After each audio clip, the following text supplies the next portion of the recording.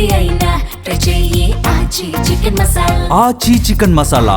America అధ్యక్షుడు Donald Trump కు సర్వోన్నత న్యాయస్థానంలో గట్టి ఎదురు దెబ్బ తగిలింది. అయినా టారిఫ్ల విషయంలో వెనక్కి తగ్గేదే లేదంటున్నారు ట్రంప్. ప్రపంచ దేశాలపై అదనంగా 10% టారిఫ్లు విధిస్తామన్నారు.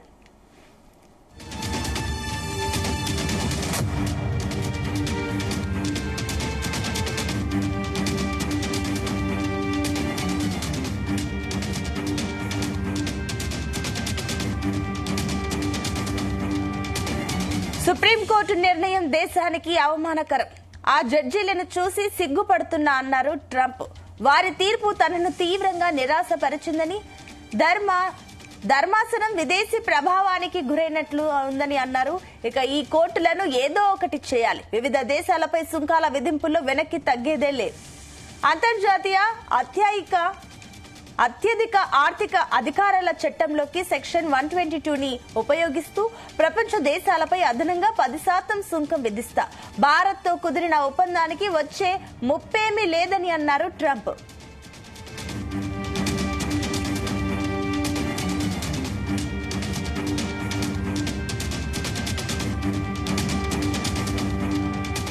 అమెరికా చట్టసభల అనుమతి లేకుండా విధించిన ఆ సుంకాలను రద్దు చేస్తూ 9 మంది న్యాయమూర్తులతో కూడిన సుప్రీంకోర్టు ధర్మాసనం 6-3 మెజారిటీతో తీర్పు వెలువరించింది. అధ్యక్షుడి అత్యవసర అధికారాల చట్టాన్ని వినియోగిస్తూ ప్రతీకార సుంకాలు విధించడాన్ని కూడా ధర్మాసనం తప్పుపట్టింది. రాజ్యాంగం ప్రకారం చట్టసభలకు మాత్రమే పన్నులు, సుంకాల విధింపు అధికారం ఉంటుందని స్పష్టం చేసింది. పన్నులు, సుంకాలు విధించే అధికారాన్ని రాజ్యాంగ నిర్మాతలు కార్యనిర్వాహక శాఖకు ఇవ్వలేదని ప్రధాన న్యాయమూర్తి జస్టిస్ జాన్ రాబర్ట్స్ పేర్కొన్నారు. 6 న్యాయమూర్తుల మెజారిటీ తీర్పునకు భిన్నంగా 3 జడ్జిలు విడిగా అసమ్మతి తీర్పును రాశారు. టారిఫ్ విధానంలోని మంచి చెడులను ఎలా ఉన్నప్పటికీ కూడా అధ్యక్షుడి నిర్ణయం చట్టబద్దమేనని, గతంలోనూ ఈ తరహా చర్యలు తీసుకున్నారని 3 జడ్జీలు పేర్కొన్నారు. ప్రభుత్వ విధానాలకు అనుగుణంగా భారత్పై అదనంగా విధించిన సుంకాలను, ప్రతీకార సుంకాలను ట్రంప్ తగ్గించిన విషయాన్ని జస్టిస్ బ్రెట్ కవనాఫ్ అసమ్మతి తీర్పులో ప్రస్తావించారు.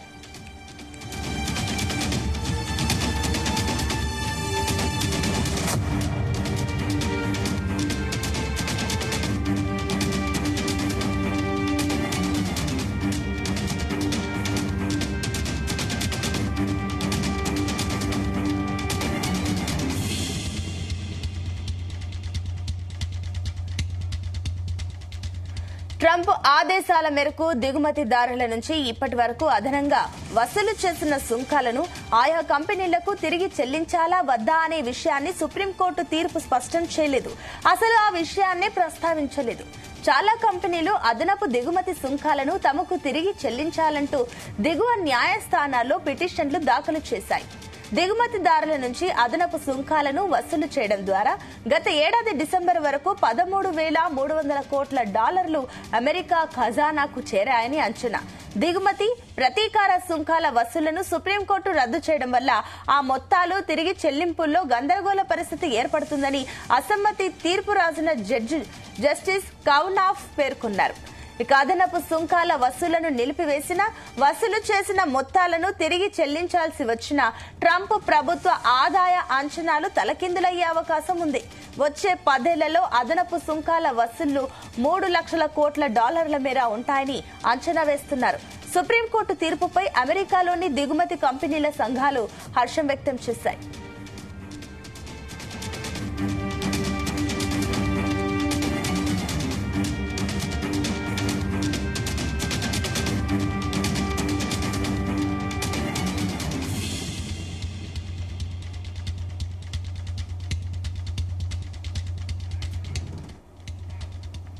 అమెరికా సుప్రీంకోర్టు తీర్పుతో బ్రిటన్, జపాన్, ఐరోపా సమాఖ్య, మలేషియా, ఇండోనేషియా, వియత్నాం, భారత్ తదితర దేశాలతో అగ్రరాజ్యం కుదుర్చుకున్న వాణిజ్య ఒప్పందాలన్నీ నిర్ధారంగా మారనున్నాయి.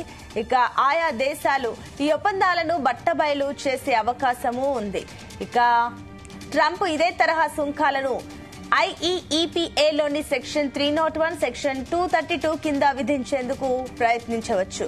అయితే అందుకు ప్రయోజనం, ప్రజామోదం మళ్లీ పొందాల్సి ఉంటుంది. ఇక తాత్కాలికంగా జరిగే జాప్యం మళ్లీ న్యాయపరమైన సవాళ్లను లేవనెత్తే అవకాశం ఉంది. ఆయా సెక్షన్ల కింద విధించే సుంకాలు అన్ని దేశాలకు ఏకరూపంగా వర్తించవు. తాజా తీర్పు వాణిజ్య విషయంలో అమెరికా పార్లమెంటుదే పైచేయి అని స్పష్టం చేసింది. ఇక సుంకాలను ఆయుధాలుగా ఉపయోగించి ఇష్టారాజ్యం చెలాయించే అధ్యక్షుడి ప్రవృత్తికి కళ్లెం వేసింది.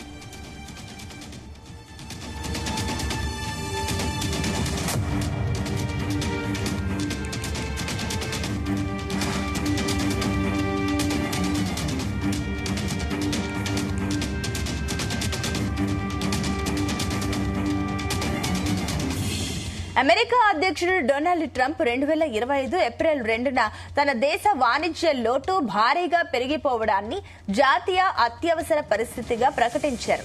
దీంతో ఆయన అన్ని రకాల దిగుమతులపై 10% సుంకం విధించడం ఈ వివాదానికి నేపథ్యంగా నిలిచింది. తదనంతరం వాటిని ఇష్టారీతిగా పెంచుకుంటూ వెళ్లారు. దశాబ్దాలుగా కొనసాగుతున్న వాణిజ్య లోటు అమెరికా పారిశ్రామిక పునాదుల్ని బలహీనపరిచి ఆర్థిక ముప్పు తలెత్తేందుకు కారణమైందని ట్రంప్ యంత్రాంగం పేర్కొంది. ఈ వాదనను నిపుణులు పూర్తిగా తిరస్కరించారు. 1975 నుంచి వాణిజ్య లోటు ఉన్న అమెరికా ఏనాడూ ఇలాంటి తీవ్ర చర్యలకు పాల్పడలేదని విమర్శకులు వాదన. ఐఈఈపీఏని అడ్డుపెట్టుకుని ప్రపంచ దేశాలపై సుంకాలు విధించడాన్ని ఇప్పటికే 3 కింది స్థాయి కోర్టులు వ్యతిరేకించాయి. తాజాగా సుప్రీంకోర్టు కూడా ఇదే విషయాన్ని నిర్ధారించింది.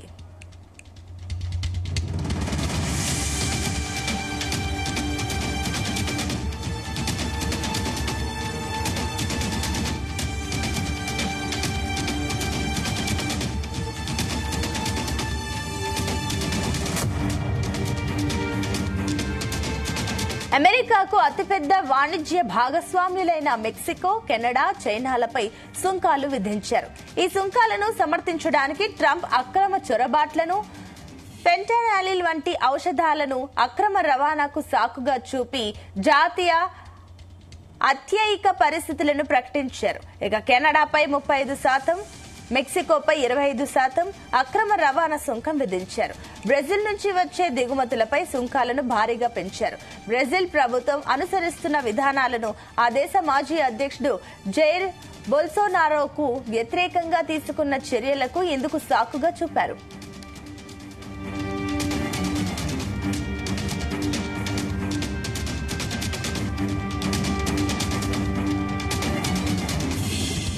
ఐఈఈపీఏని అడ్డుపెట్టుకుని భారత్ పై కూడా అదనపు సుంకాలు విధించారు. ట్రంప్ తొలుత భారత్ చేసే ఎగుమతులపై 25% సుంకం విధించారు.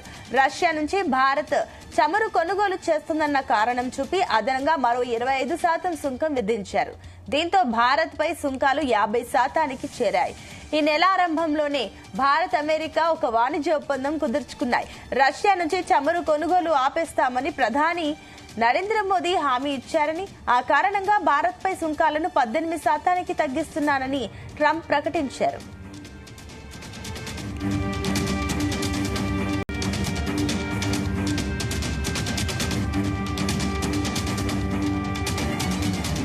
సుప్రీంకోర్టు తీర్పుతో సుంకాల విధింపుపై అధ్యక్షుడు ట్రంప్ వెనక్కి తగ్గబోరని, అయితే ఇదివరకటి కంటే దూకుడుతో కాకుండా కాస్త నెమ్మదించే అవకాశం ఉందని అమెరికా అధికార వర్గాలు పేర్కొన్నాయి.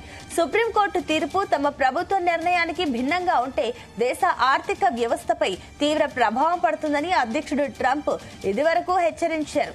అమెరికా ఉత్పత్తులపై భారీ సుంకాలు విధిస్తున్న వివిధ దేశాలపై ప్రతీకార సుంకాలు విధిస్తామని హామీతో ట్రంప్ ఎన్నికల్లో విజయం సాధించారు.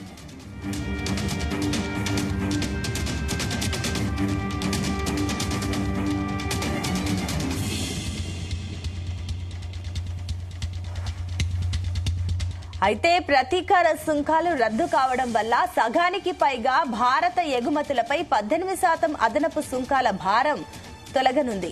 దీంతో అత్యధిక ప్రాధాన్య దేశాలపై విధించే ప్రామాణిక సుంకాలు మాత్రమే భారత్కు వర్తించే అవకాశం ఉంది.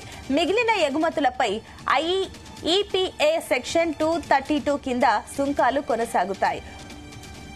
ఉక్కు, అల్యూమినియంపై 50%, కొన్ని ఆటోమొబైల్స్ పరికరాలపై 25% సుంకం వర్తిస్తుంది.